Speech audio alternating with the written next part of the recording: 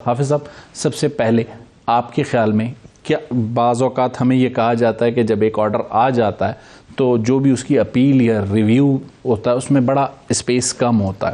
ہے کہ وہ فیصلہ چینج ہو سکے، چونکہ یہ 5 رکنی بینچ کا فیصلہ ہے، 5 رکنی سے بڑا بینچ بنے گا، یہ 5 لوگ حصہ نہیں ہوں گے۔ اندازہ آپ کو کیا لگتا ہے کہ اس کی نوعیت کو، اہمیت کو دیکھتے ہوئے سپریم کورٹ کے پاس کتنا اسپیس ہوگا اس مقدمے میں؟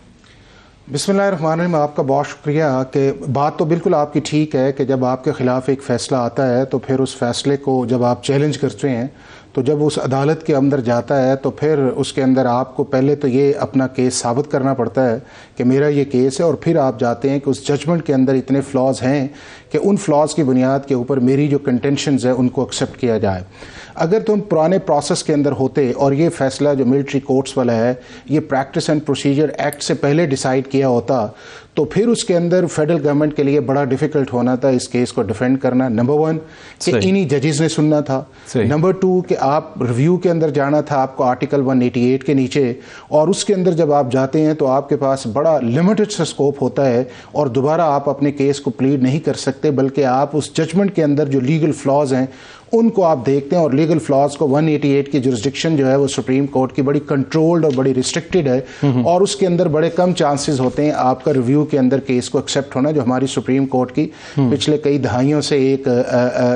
پریسیڈنٹس چلتے آ رہے ہیں۔ لیکن اس کیس کے اندر یہ ہے کہ 4 چیزیں فیڈرل گورنمنٹ کو سوٹ کرتی ہیں اس کیس کو پلیڈ کرنے کے لیے، اور اس کے اندر چانسز کافی ہیں کہ اگر فیڈرل گورنمنٹ جو ہے ان 4 ایشوز کو ایڈریس کرتی ہے۔ نمبر 1 اگر ہمیں نقطے کے ساتھ وہ 4 پوائنٹس، نمبر 1 اس کے اندر یہ ہے کہ فیڈرل گورنمنٹ کے پاس اب آپشن یہ آ گیا پریکٹس اینڈ پروسیجر کا کہ اب وہ ججز جو ہیں وہ اس کیس کو سنیں گے نہیں اور نئے ججز آئیں گے، اور جب نئے ججز اس اسٹرینتھ سے زیادہ آئیں گے تو پھر آپ کے پاس آپشن یہ ہوتا ہے کہ اگر آپ بھی کسی کے پاس انصاف لینے جائیں تو اگر ایک شخص نے فیصلہ کر دیا ہے تو اس کا مائنڈ سننے کا اور ہوگا، اور اگر ایک شخص نیا آ کے اس کیس کو سنتا ہے تو وہ بڑے اور طریقے سنتا ہے، اس فیکٹس کو کنسیو کرتا ہے۔ ایک فیڈرل گورنمنٹ یہ ہے کہ اس کو کس طرح اپنے حق میں استعمال کرتی ہے، نمبر 1۔ نمبر 2 اس چیز کے اندر آئے گا کہ ریویو کا جو اسکوپ ہے وہ لمیٹڈ ہوتا ہے، اور اپیل کا جو اسکوپ ہے بہت بڑا ہوتا ہے کہ آپ سارے نئے سرے سے اپنے کیس کو جو ہے وہ بلڈ کر سکتے ہیں، اور جو چیزیں آپ سے رہ گئی تھیں اور جن کو میرا خیال ہے کہ رہ گئی تھیں فیڈرل گورنمنٹ کی جو انہیں پلیڈ کرنا چاہیے تھا، اور اسپیشلی آرٹیکل 8 کی جو ایکسیپشن تھی جو بنیاد ہی بنے گی ساری ڈیبیٹ کی کہ کیا supreme court of Pakistan article 8 کے اندر جو ایکسیپشن پرووائڈ گئی ان ملٹری لاز کو کہ آپ ان کو فنڈامنٹل رائٹس کی بنیاد پہ ultra vires of the constitution نہیں کر سکتے، کیا سپریم کورٹ نے وہ ایکسرسائز جوڈیشیسلی اور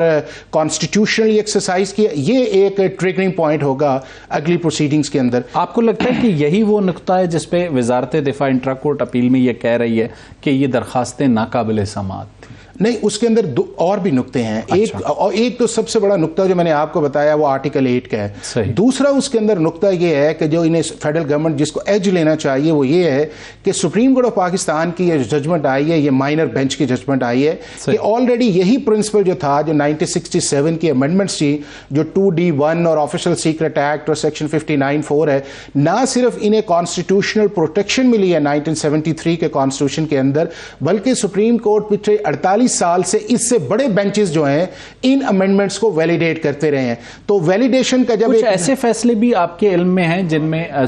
جو حالیہ دنوں کی سپریم کورٹ، حالیہ سے مراد پچھلی کی بات کر رہا ہوں، 2 یا 3 جو سپریم کورٹ گزری ہیں، اس میں کوئی ایسے فیصلے جس میں جو ہے اینٹی ٹیررسٹ ایکٹ کے تحت جو عدالتیں بنی یا جو آرمی کورٹس بنی ان کو عدالتوں نے ویلیڈیٹ بھی کی؟ اس میں بنا ہے نا جی، اس کے اندر 75 سے لے کے آپ کا 2021-22 تک سپریم کورٹ کی ججمنٹس ہیں، اور ان میں رپورٹڈ ججمنٹس بھی ہیں۔ اس میں آپ کا جو چیف جسٹس 1975 کے حمود الرحمان صاحب تھے، ان کی سربراہی میں ایک 5 ممبرز بینچ بنا، انہوں نے ان ججمنٹس کو ویلیڈیٹ کیا کہ یہ ڈیو پروسیس آف لا کی بھی وائلیشن نہیں ہے، یہ اسپیسیفک پرپز کے لیے اسپیسیفک لیجسلیشن ہو سکتی ہے، پارلیمنٹ کی کمپیٹنسی ہے۔ دوسرا افتخار محمد چودھری چیف جسٹس سے، انہوں نے بھی ایک ججمنٹ دی، اس کے بعد وہ 3 ممبرز بینچ تھا۔ اس کے بعد 17 رکنی ممبرز بینچ جو تھا، جسٹس ناصر الملک تھے جو چیف جسٹس تھے، وہ ایک 11-6 کا فیصلہ آیا۔ پھر اس کے بعد انور ظہیر جمالی صاحب کی سربراہی میں ایک بینچ بنا, چیف جسٹس ہے, انہوں نے بھی کیا, اور اس کے بعد بھی یہ چیزیں جو ہیں وہ بلتی رہی. اور انہی میں جو ایک جج صاحب تھے جو یا افریدی صاحب تھے,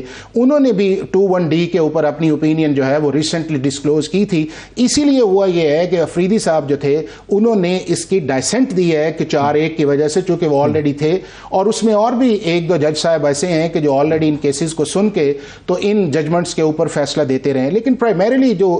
چیزیں آئیں گی, ایک تو یہ, دوسرا یہ آئے گا ٹرائکاٹمی آف پاور اور لیجسلیٹو کمپیٹنسی. کہ سپریم کورٹ ابھی ریسنٹلی یہ کہہ چکی ہے پریکٹس اینڈ پروسیجر ایکٹ کے اندر کہ پارلیمنٹ 191 کے نیچے لیجسلیشن کر سکتی ہے. اب کیا وہ لیجسلیشن اگر ان کے لیے کی گئی ہے تو سپریم کورٹ نے ایکسپٹ کیا ہے, اور یہ لیجسلیشن آپ کی نیشنل سیکیورٹی کے لیے ہے. ایک ایسا تاثر بھی بنایا جاتا ہے کہ 9 مئی کے جو بھی واقعات ہوئے اس کے بعد جتنی بھی گرفتاریاں ہوئیں, اس کیس میں ایک ایسا تاثر بنایا جاتا ہے کہ جتنے لوگ گرفتار ہوئے سب کا مقدمہ آرمی ایکٹ کے تحت یا آرمی کی عدالتوں میں بھیجا جائے گا. یہ تاثر درست ہے یا اسی تاثر کی بنیاد پر یہ فیصلہ آیا اور اس تاثر کو دور کرنے کی ضرورت ہے کہ جو لوگ آرمی انسٹالیشنز یا آرمی سیکرٹ ایکٹ کی خلاف ورزی کے مرتکب ہوئے ہیں صرف ان کے مقدمات آرمی عدالتوں میں چلائے جائیں گے؟ دیکھیں, ایک تو یہ آیا ہے کہ اس فیصلے کے بعد جو ہے آپ کا جو سارا نیشنل سیکیورٹی کا پیراڈائم تھا یا آپ کا جو ملٹری لاز کی اپلیکیشن تھی یا جورسڈکشن تھی, وہ سپریم کورٹ کی اس ججمنٹ کی وجہ سے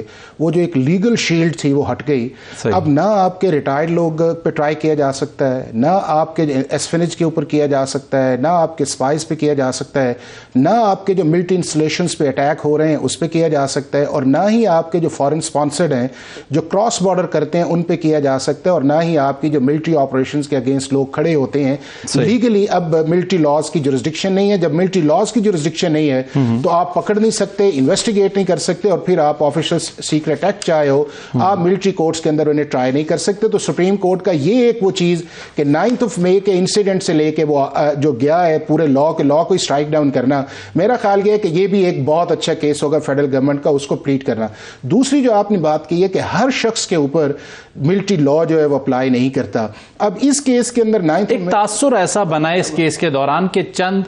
واقعات ہیں, چند مخصوص حالات ہیں, اور خاص کر 9 مئی کی بات ہوتی ہے کہ اس دن یا ان واقعات سے ریلیٹڈ جو بھی شخص پاکستان میں کہیں بھی گرفتار ہوا ہے اس کا جی مقدمہ فوجی عدالت جا رہا ہے. ایک ایسے تاثر کی بات ہوئی. ایک تو یہ ہے کہ پاکستان کے ہر شخص جو سویلین ہے اس کے اوپر ملٹری لا یا ملٹری کورٹس کے اندر مقدمہ نہیں چلتا. وہ صرف 5 کیٹیگری ہیں جس کی طرف میں نے اشارہ کیا ہے کہ اگر وہ ایسفینج کرتا ہے, اسپائی کرتا ہے, نوٹیفائڈ ایریا کے اندر جا کے